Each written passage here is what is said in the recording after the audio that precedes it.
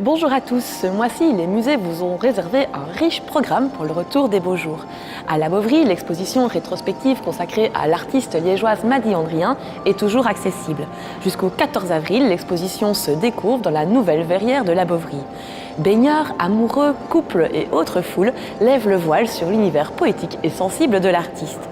L'exposition Liège chef-d'œuvre continue quant à elle à rythmer la saison culturelle et le musée vous invite à la découvrir ou redécouvrir de différentes manières originales. Le cycle des Afterwork continue ce mois-ci avec le jeudi 18 avril prochain à 19h, une visite post-it qui revisite et dépoussière la traditionnelle visite guidée.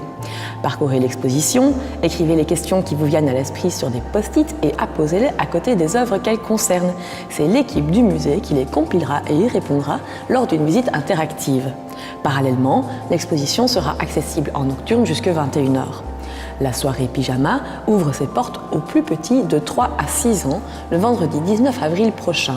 Au cours de cette animation pyjama et doudou admis, les plus jeunes partiront à la recherche de l'oiseau mystérieux de la Bovry à travers un conte conçu tout spécialement pour eux autour des œuvres phares de la collection. Toujours à la Bovry, à partir du 4 avril jusqu'au 31 mai, l'espace Jeune Artiste présente le travail de Manuela Simone. Titulaire d'un diplôme en vidéographie de l'Académie des Beaux-Arts de Liège, cette jeune artiste présente régulièrement son travail dans des expositions collectives depuis 2015. Celui-ci tourne essentiellement autour de la question de l'être humain et de son environnement. À la Bovry, pour son exposition personnelle, elle a principalement traité du mouvement et des migrations. L'artiste nous présente son travail. Sensorialité. Les marcheurs et sur les plans vont de ces géographies intimes. Les corps et la condition humaine du monde. Ces lieux où les mouvements incessants des choses s'arrêtent à signification précise ou en ambiance, se métamorphosent en images, en sons, en saveurs, en odeurs, en textures, en couleurs, en paysages, etc. Éminemment sensible et sensuelle, la marche est un dépaysement des routines sensorielles. La certitude de se surprendre en permanence et de renouveler ses repères de signification et de valeurs au fil de la route. Les voyages fournissent des occasions de s'ébrouer, mais pas comme on les croyait, la liberté. Il fait plutôt éprouver une sorte de réduction, privé de son cadre habituel, dépouillé de ses habitudes comme d'un volumineux emballage.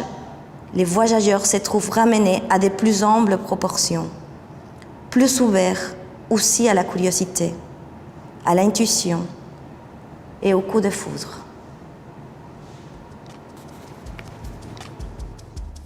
Au Grand Cursus, le premier dimanche du mois, le dimanche 7 avril, sera l'occasion de redécouvrir les collections du musée autrement. Ce sont les étudiants en histoire de l'art et archéologie de l'Université de Liège qui proposeront des visites guidées en mode visite éclair pour découvrir les différents départements du musée.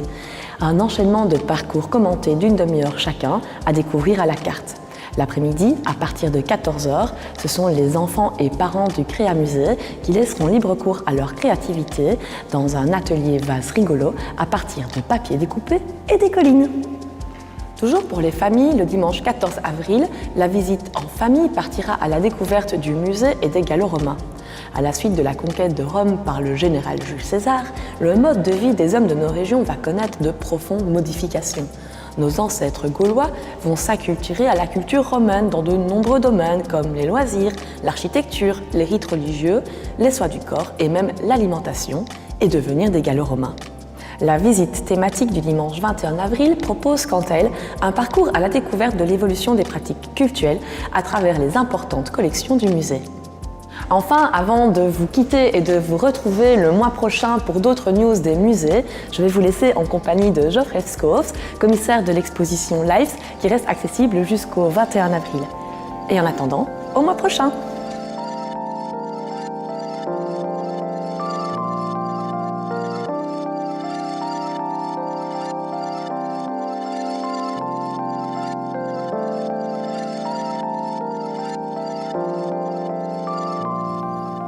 Corentin Laurent est liégeois, éducateur spécialisé de formation. Il travaille actuellement dans le domaine de la grande précarité.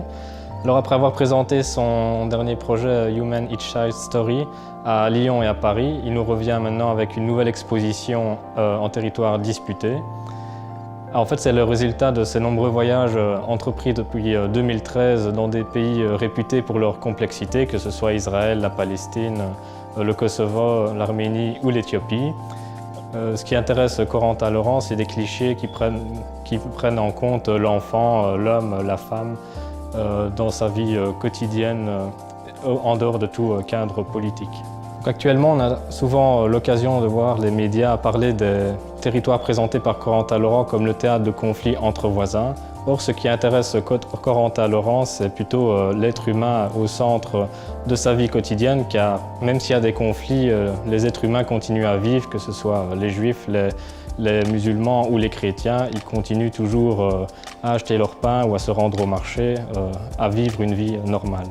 Corentin Laurent travaille presque exclusivement en noir et blanc, car pour lui, ça lui rappelle la dualité, donc les liens entre le bien et le mal, le yin et le yang, mais aussi du fait que ça amène un rapport au temps, donc la nostalgie, car on a l'impression aussi que les photos ont été prises à un autre siècle. Et c'est aussi évidemment pour souligner les traits et la lumière sur le visage, ce qui contribue encore une fois à mettre l'être humain au centre de l'attention.